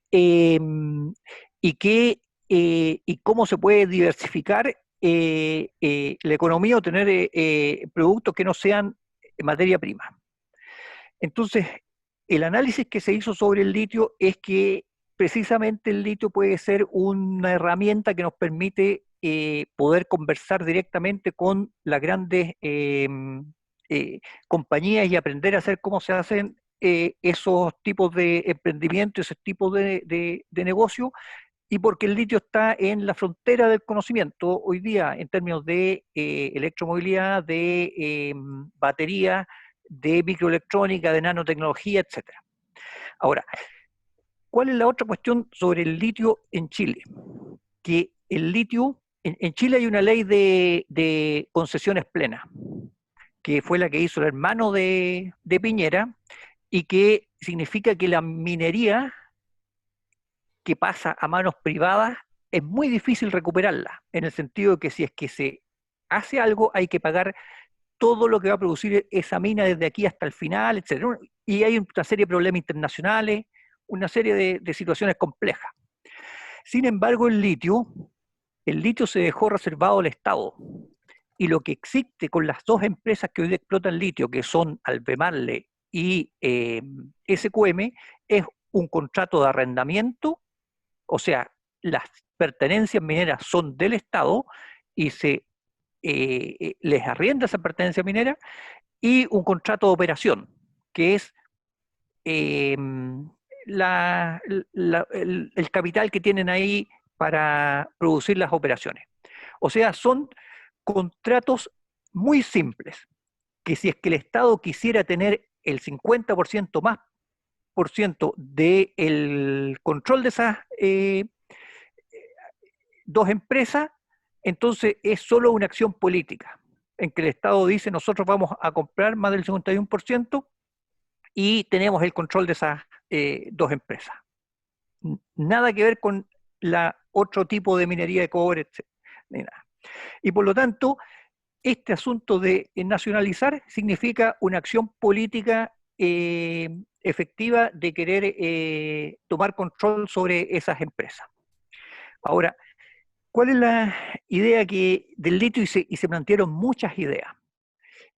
El litio es posible, y más aún, nosotros en esa comisión hablamos con el que era, antes no estaba Albemarle, era otra empresa alemana que se llamaba Sociedad Chilena del Litio, pero era alemana, que se lo vendió después a Albemarle, y hablamos con el gerente de esa empresa, y uno de los miembros de la comisión le preguntó qué pasaría con ustedes si el país tiene el 51% de la empresa. ¿Ustedes seguirían asociados con Chile o no? El tipo se paseó adelante y después de unos minutos dijo sí, seguiríamos asociados, porque nosotros somos especialistas en el negocio del litio y nos seguiríamos en esas condiciones. O sea, ahí había una cuestión directa de esto que dice Hassan. No es mito, yo lo vi, lo escuché al gerente. Y por lo tanto, es posible hacer eso y es posible pensar en una industrialización sustentable. Más aún, una de las críticas grandes que varios le hicimos a lo que hizo Vitrán es que podría haber sido efectivamente al revés también. O sea, dejar el 25% que lo vendan estas empresas y exigir que el 75% se venda a precio preferencial bajo ciertas condiciones a compañías que quisieran instalarse en Chile, pero que aseguren transferencia tecnológica. O sea, no como un enclave cerrado acá, sino que transferencia tecnológica y crear un polo tecnológico en la propia Antofagasta. Y de hecho, cuando se hizo la licitación, incluso por el 25%, vinieron muchas empresas, 16 empresas, todas competitivas. Y como se dice, una de ellas era Samsung y otras. O sea, hay un interés y es posible que el Estado entre en alianza con estas grandes empresas y podamos aprender allí y después cuando se acabe este boom del litio en 15 años o algo, quedar con todo el conocimiento de cómo se hacen esos negocios, quedar el conocimiento técnico de nuestros ingenieros, nuestros doctores en ciencia, quedar con el conocimiento de los obreros, etcétera, en un nivel de negocios que no conocemos, que es prácticamente el borde de la tecnología y de desarrollo de esa naturaleza. Entonces, a mi juicio, es posible y falta una voluntad política para poder llevarlo a cabo. Ahora, ¿en qué se entrampó el problema del litio y por qué no estuvo la voluntad política? Yo creo que fue fundamental y quiero darles un dato y con eso termino. La comisión terminó de trabajar y entregó su informe, este librito que ha sido completamente silenciado. Miren, es grueso, porque aquí hay un análisis de el litio y hay proposiciones muy concretas de qué cosas se pueden hacer. Y también hay cuestiones sobre la parte de sustentabilidad y la parte de las comunidades. Les puedo mandar después a Jorge el link, porque nosotros en un sitio lo tenemos porque lo sacaron incluso de las páginas oficiales del gobierno. Entonces, allí terminamos de trabajar el 30 de enero del 2015. Y la presidenta se comprometió cuando se lo entregamos, en abril del 2015 tener una respuesta. ¿Qué pasó? El 14 de febrero, o una de esas fechas de febrero, salió todo el asunto del hijo de la presidenta. Y empezó una situación complejísima en que al interior del gobierno comenzó también una disputa sobre esto, porque aquí lo que se propone es crear una empresa nacional del litio, pero con o sin chimenea, o sea, una empresa para que tome el 51% de las empresas existentes. Y muchos en el gobierno, entre ellos un subsecretario de Hacienda de ese tiempo, dijo que estaban fumando los miembros de la comisión que quieren crear una empresa nacional si de tiempos de Allende que no se crea ninguna empresa nacional. Y entonces empezó una tensión muy grande, pasó más de un año y las proposiciones que se hicieron ahí fueron implementadas a media, como suele ocurrir en Chile. Se creó una comisión, en vez de crear una comisión nacional del litio, que era la idea de crear, que era la protoempresa, se creó una comisión de minería no metálica, que quedó en Corfo y que cuando salió este gobierno la eliminaron. Sichel fue el primer presidente de Corfo y eliminó esa idea. Y esa es la situación en que nos encontramos ahora. La situación en que nos encontramos ahora es muy parecida a la que estaba previo del 2010. O sea, hay dos empresas con poca fiscalización que han seguido haciendo sus negocios y estamos en una situación que decía Bárbara, de que se les ha dado cuota de extracción, pero sin tener un modelo hidrogeológico potente, sin saber cuál es la situación del ecosistema allí y sin respetar a las comunidades. Ustedes habrán escuchado que las comunidades tienen unas contiendas en los tribunales por esto. Así que eso es, y yo creo que Horacio puede sacar sus conclusiones, es meterse a estudiar el tema y poder pensar en ciencia soberana y en desarrollo soberano, sobre esto qué consejo uno puede dar y cómo tomar el tema del litio. Pero el tema del litio es posible, es mucho más fácil que el del cobre o el de otros minerales. Muchas gracias. Eso nomás. Les queremos pedir si sus respuestas pueden ser un poco más cortas, ya que estamos pasados en el tiempo. Eso. Vamos ahora con Hassan. Ya, son 3 preguntas básicas, pero antes quería comentar algo que dijo Gonzalo. Primero, que tiene toda la razón bueno, la recomendación viene de cerca, pero ese documento que salió de la Comisión de Litio es muy bueno y de verdad vale la pena para todos los que tienen interés en ese tema. Ojo que desde las políticas públicas, yo quiero plantear que hay una correlación muy fuerte, una relación inversa entre la calidad de una comisión presidencial y el grado de publicidad que luego tiene.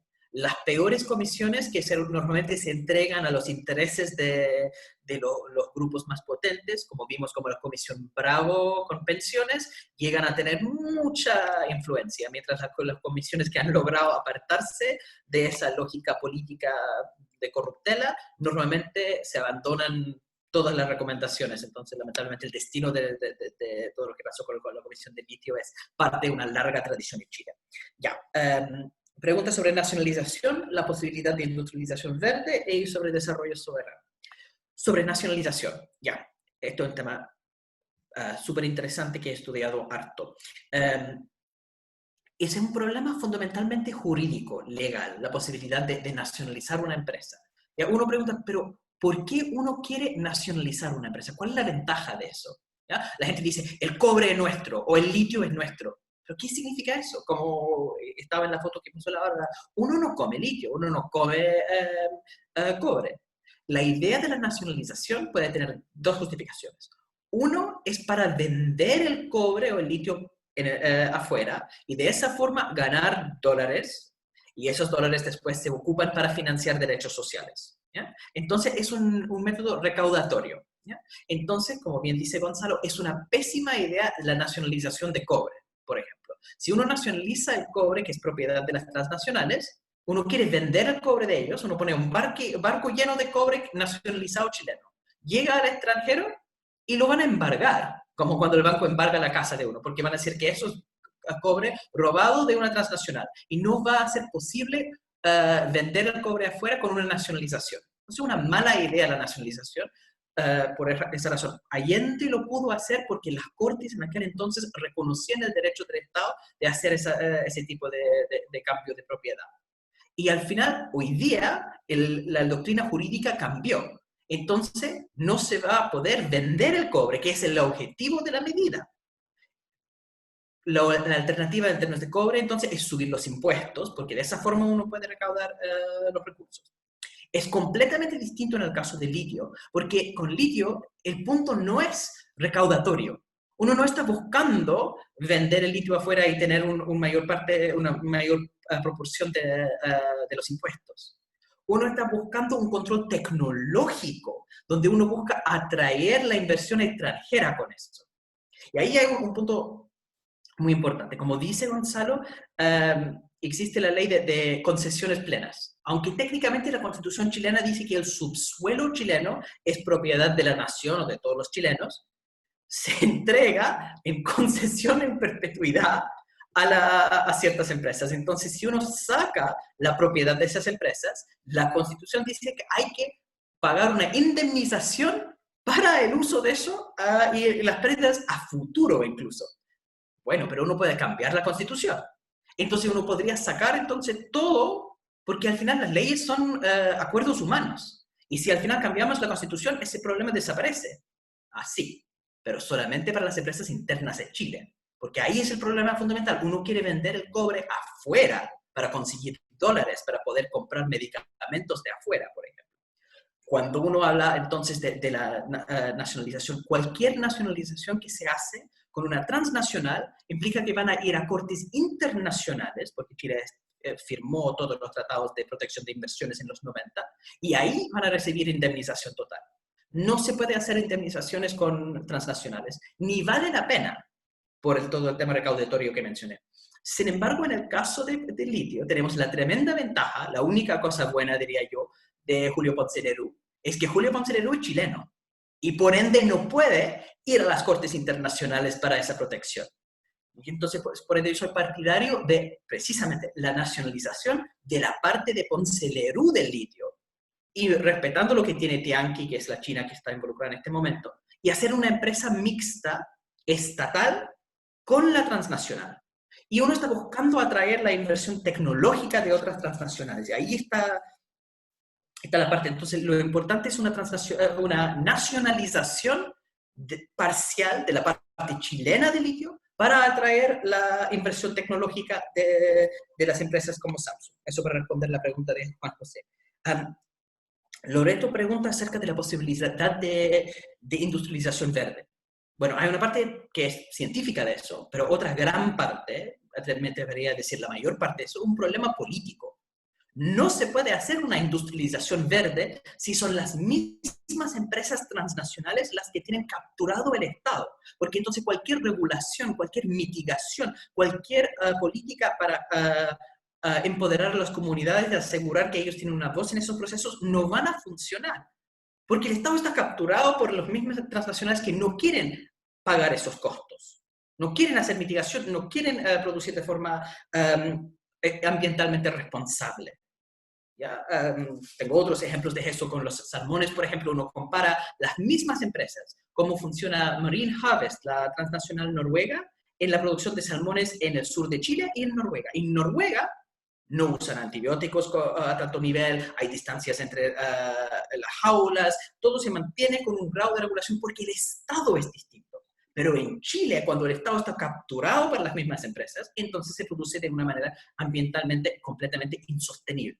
Entonces la pregunta es si podemos cambiar la naturaleza del Estado para hacer esta situación ambiental factible. Cuando hablamos del tema del cambio climático, en política hay que pensar en el tema del óptimo y del segundo óptimo, el best y second best. Idealmente, si uno podría cambiar todas las cosas, no estaríamos en este problema de cambio climático, porque uno al tiro podría decir, bueno, la gente debe dejar de producir tantas emisiones, debe dejar de usar combustibles fósiles. Eso no está bajo el poder de nadie. Hay ciertas cosas que se pueden hacer para persuadir a las personas que están en este momento generando el problema del exceso de gases invernaderos a reducir sus emisiones de dióxido de carbono. Y uno principal de eso es empujar la electromovilidad y reemplazar los autos de combustión, de motores de combustión interna con otro tipo de auto eléctrico. ¿Es posible? Sí, en teoría, pero si es posible realmente depende completamente de la capacidad política del Estado chileno de hacer ese tipo de regulaciones. En economía también hablamos mucho de eso de costos de oportunidad. Uno tiene que comparar una opción con cuál es la alternativa factible en eso. ¿Ya? Y por eso ¿existe una alternativa factible frente a empujar ese tipo de industrialización verde? No, la otra alternativa va a ser un empeoramiento de esto. De hecho, hay mucho de vamos a cerrar, dejar de extraer.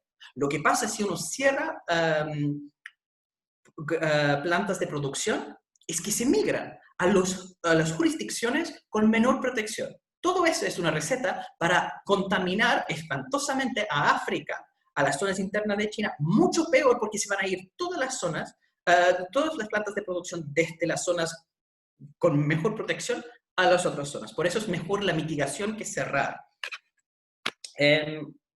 Ya, última cosa. Sobre el tema del desarrollo soberano que preguntaron Horacio y Camilo. Yo creo que estamos en una coyuntura económica y política que de hecho nos da mayor posibilidad, de hecho, de tener una política soberana en este momento. Porque la historia reciente de Chile ha sido muy influenciado por, primero, la Guerra Fría, eso es lo que pasó con todo el tema de Allende, y posterior a la Guerra Fría, la influencia unipolar de Estados Unidos. Cuando uno tiene un poder hegemónico que pone todas las reglas, entonces la capacidad de un país chiquitito de negociar cualquier tipo de modelo distinto es mínimo. La ventaja que tenemos en este momento es que tenemos una guerra comercial entre China y Estados Unidos. Y yo no digo que los chinos son unos blancos palomas para nada. Lo que digo es que es la misma lógica que monopolio versus competencia. Si yo tengo un monopolio y compro de un monopolio, tengo que aceptar que el monopolio me vende cosas caras, de baja calidad, porque no tengo otra opción sino comprar el monopolio. Si hay competencia, yo puedo decir al monopolista, no, yo voy a ir a la otra tienda donde me van a dar precio más bajo y producto de calidad mejor. La posibilidad de negociar entre los chinos y los estadounidenses para ver la calidad de inversión que llega a Chile, para hacer algo verdaderamente soberano, cosa que no existía en la Guerra Fría, porque no había forma de negociar entre la Unión Soviética y Estados Unidos, cambiando de lado o incluso tratando de ser neutro en ese conflicto, generó todos los problemas de golpe de Estado y la historia de Allende. En el caso de lo que pasó después de la Guerra Fría, Estados Unidos es el único juego que existe. No hay posibilidad de hacer ese tipo de negociación. Ahora, recién, estamos en una situación donde existe esa posibilidad, por eso de negociar mejor. Por eso es tan interesante con la empresa Huawei y los negocios que están haciendo con el cable de internet a la altura de Chile y varios otros proyectos. El interés que tienen los chinos y el interés que tienen los estadounidenses en invertir a Chile permite al Estado chileno, si se libera del control que tienen los empresarios sobre él, de pedir mejores condiciones de transferencia tecnológica. Entonces, estamos en las mejores condiciones para ofrecer una política soberana en este momento. Si se puede resolver el tema político interno, que no es menor. Eso. Muchas gracias. Bárbara, si tienes algo breve que agregar. Bueno, primero que nada, respondiendo a la pregunta de uno aquí de los compañeros, un poco qué les podemos recomendar a los profesionales, ¿no? O sea, como hay mucha gente estudiante, mucha gente que ya estamos egresados, pero lo que yo me he dado cuenta es que hay que tener una mirada multiescalar para entender estos fenómenos. ¿Y a qué me refiero con eso? No entender solamente la escala global de estos, digamos, de estas dinámicas, en el caso concreto del litio, la electromovilidad, sino que también entender las escalas intermedias, nacionales y las escalas locales. O sea que esto no es una problemática compleja. Y para eso tiene que haber una mirada interdisciplinaria. Entonces, lo que cada uno está ejerciendo desde su profesión, su disciplina, es una parte, ¿no? Entonces, yo creo que aquí también hay que tener una mirada mucho más amplia, ¿no? Pero dentro de esa mirada amplia no basta el mundo académico profesional, sino que también tiene que haber hoy día una voz en serio de las comunidades locales y de las experiencias locales que hay en el territorio. Entonces yo creo que en eso como profesionales tenemos que tenerlo en cuenta porque nuestro accionar va a ser dentro de contextos territoriales, ¿no? Y además las decisiones que tomemos también van a tener implicancias en el lugar propio o en otros lugares. Entonces yo creo que hay que desarrollar esa conciencia, ¿no? Ahora, en cuanto a las otras preguntas, como ven, son respuestas diversas, son respuestas en construcción. No hay una verdad absoluta, ¿no? Por esa misma diversidad, ¿no? Lo que yo podría agregar es que creo que en Chile hay que fortalecer el tema de las fiscalizaciones, y no solo en el ámbito ambiental, sino que en todo. Y eso es parte de la problemática que hoy día no tiene a Chile en una situación económica súper grave y socialmente muy vulnerable y ecológicamente, digamos, agotada, ¿no? Un país que está muy sacrificado en esos ámbitos, ¿no? Por lo tanto, hay que fortalecer la institucionalidad ambiental para pensar cualquier sustentabilidad, ¿no? mejorar las atribuciones de fiscalización, mejorar digamos, la institucionalidad y también los derechos ambientales y los derechos indígenas de las comunidades. O sea, tenemos un país que todavía no reconoce a los pueblos originarios como tal. Entonces yo creo que también ahí es importante todo el debate constitucional que se viene ahora con el plebiscito. Yo creo que eso hay que empujarlo y hay que, bueno, verlo como una oportunidad y, bueno, tratar de boicotear cualquier bloqueo que haya al respecto, ¿no? Creo que también para pensar digamos, no sé si una industria sustentable, pero creo que no hay que explotar más salarios, no se puede hablar de sustentabilidad si se está ampliando la frontera extractivista, ¿no? Y es más, yo creo que se podría ser una salida, disminuir incluso la extracción del litio, pero con mayor valor agregado. Quizás al país le conviene más, ¿no?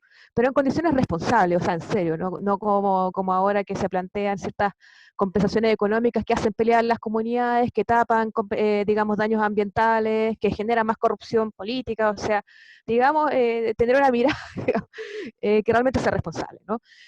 Ahora el tema de estudiar los salarios es fundamental y es parte de robustecer estas institucionalidades, de conocer la realidad territorial de los lugares afectados antes de tomar cualquier decisión, ¿no? Y no al revés, como lo ha hecho el Estado, que primero autoriza extracciones y después se pone a estudiar parcialmente estos territorios y con pocos recursos y con poca capacidad, digamos, en todo sentido. Ahora el tema de nacionalizar, no sé, yo ahí les explicaba sí, no, porque es un debate, y creo que no basta con nacionalizar, ¿no? Creo que el tema es mucho más complejo, y si miramos la experiencia local, nuevamente, Codelco no ha sido el mejor ejemplo, ENAP tampoco, o sea, las comunidades tienen muchos conflictos con las empresas estatales, y para fiscalizarlas muchas veces es más complicado que a las empresas privadas, porque el Estado que fiscaliza al Estado. Y también hay presiones políticas entre medio que complican la transparencia, y porque también meterse con el Estado a nivel local es muy clara las dificultades que hay, ¿no? O sea, entonces yo creo que para pensar en la nacionalización no hay que pensarla como hace 40 años atrás. Hay que pensarla a la altura de lo que hoy día estamos viviendo como sociedad, en todo sentido, ¿no? Y rescatando nuevamente la experiencia de lo que significa tener empresas nacionales en los territorios. Tenemos a Puchuncaví y Quintero con Codelco y con ENAP, y tenemos un lugar que se está muriendo. También pasa eso en Calama, o sea, que la gente enferma de cáncer, con muchos problemas respiratorios, ahora con el COVID, muy relacionado con la minería. Entonces también tenemos que rescatar esa experiencia para pensar una nacionalización, digamos, que sea mucho más compleja, ¿no? Y creo que también hay que pensar las soluciones a todo el tema del agotamiento, el calentamiento global. No está radicado solo en tecnologías, tiene que ver, enfriar el planeta significa también disminuir el sobreconsumo, incluso de mercancías verdes. O sea, porque igual genera presión en otros territorios invisibilizados, que muchas veces son territorios indígenas, campesinos, afrodescendientes. Entonces yo creo que hay que mirarlo más allá de que si compro o no un auto eléctrico, un celular, un computador, porque esto nos invita a vivir de otras maneras, ¿no? Y yo creo que ahí también mencionar el buen vivir, que hoy día nos están llamando los pueblos originarios, también es buscar otros horizontes, que no sea solamente de reemplazo, ni solamente de nuevos mercados verdes, sino que pensar cómo estamos habitando, digamos, este planeta. Eso. Muchas gracias. Y para cerrar, queríamos que los expositores hicieran como una reflexión final y de acuerdo a sus puntos de vista respecto a cuál sería el modelo de productividad del litio, el mejor modelo de productividad del litio considerando todas las dimensiones y elementos más importantes. Queremos partir con el profe Gonzalo para ir en orden de exposición.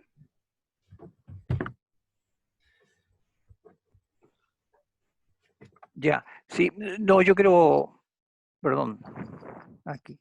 Ay, Quiero... se me olvidó mencionar sí. que sea 1 minuto máximo. Sí, no, quiero agradecerle nomás la invitación y investigar más sobre el tema y que un desarrollo soberano es posible. Pues yo creo que el ejemplo de lo que se ha hablado hoy día da fuerzas para poder pensar en eso. Así que Eso nomás, lo dejo ahí.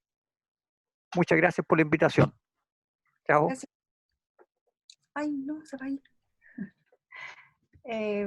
Hassan. Sí, puedes. Sí, lo mismo agradecer la invitación y decir que estoy muy de acuerdo con muchas de las cosas que han planteado acá. Yo creo que el variable clave, en mi opinión, es la naturaleza del Estado. Sabemos que en Chile, como se mencionó Bárbara, tenemos una constitución que limita al Estado a un rol subsidiario, limitado, no tiene la capacidad de fiscalizar, y eso tiene que cambiar. No se puede avanzar en ninguna política sustentable, ni en términos económicos, sociales ni ambientales, sino cambiar la naturaleza del Estado. Y eso empieza con un cambio constitucional. Y eso es fundamental también para el litio. Gracias. Bueno, yo recién ahí planteé un poquito, quizás algunas líneas, pero creo que es importante seguir discutiendo esto, no dar las verdades por sentadas, ¿no? Sino que nosotros les compartimos nuestros puntos de vista, pero también ustedes ármense su opinión propia. Hoy día hay mucha más información que antes, a pesar que esconden los informes como el de la Comisión Chilena del Litio, pero creo que hoy día, sobre todo en las universidades, tenemos un rol importante, y recuperar el rol público de las universidades también significa cómo poder contribuir a un debate público que sea creíble, transparente, participativo, que sea autónomo, ¿no? O sea, y creo que hoy día tenemos que tener una mayor incidencia territorial en las universidades y también cuestionar el encapsulamiento en que nos tiene el modelo neoliberal, ¿no? Así que creo que con eso lo dejo abierto y gracias por este espacio súper importante. Ya. Muchas gracias a ustedes por participar, por las exposiciones de este tema, súper interesante.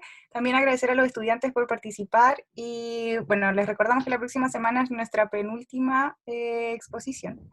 Y eso, espero que se esté cuidando todos. Saludos. Adiós. Chao, Gracias. chao, Hassan. Chao, Bárbara, Gonzalo. Gracias. Chao a todos, suerte. Chao, gracias.